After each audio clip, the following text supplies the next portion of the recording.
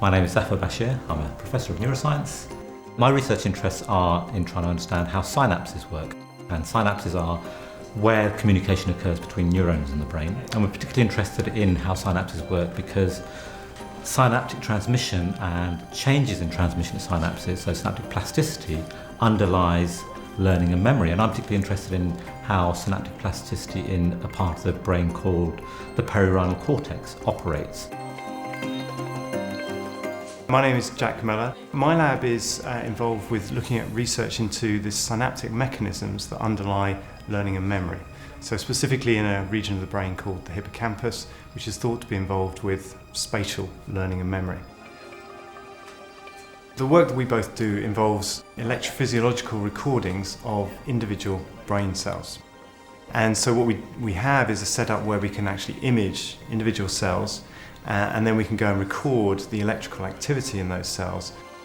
And it's identification of those individual neurons and therefore within a circuit that enables us to record the processes that go on, looking at how synapses actually change their strength within that circuit. So some work that we published recently was looking at how synaptic mechanisms in the perironal cortex might control visual recognition memory. So the experiments were about blocking long-term depression. Long-term depression is a type of synaptic plasticity, so we blocked long-term depression in perironal cortex slices in order to get an understanding of the mechanism of synaptic plasticity, and then use the very same mechanisms, or block the very same mechanisms in vivo in rodents that were performing visual recognition memory tasks, and we were able to therefore show that mechanisms of synaptic plasticity do actually underlie visual recognition memory. The work we've been doing recently in my lab involves the neurotransmitter acetylcholine and its role in regulating and modulating synaptic plasticity in the region of the brain, the hippocampus, that we work on. And we know in the past that the role of acetylcholine is very important because if you remove or inhibit this transmitter, then learning memory simply doesn't occur.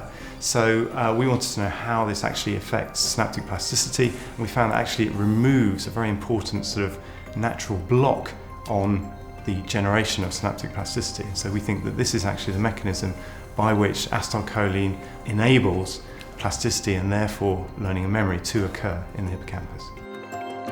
Acetylcholine is known to be a very important neurotransmitter, and it's one of the first ones that actually seems to disappear during diseases like Alzheimer's when you lose the ability to keep your learning and memory going. So we know this is an important process in various pathological diseases, and so that's another reason why this is quite an important area of research to us. The environment allows us to bring together different techniques based on expertise of different people in different parts of the university and outside the university as well, to ask and answer questions that even a few years ago we wouldn't have been able to do successfully.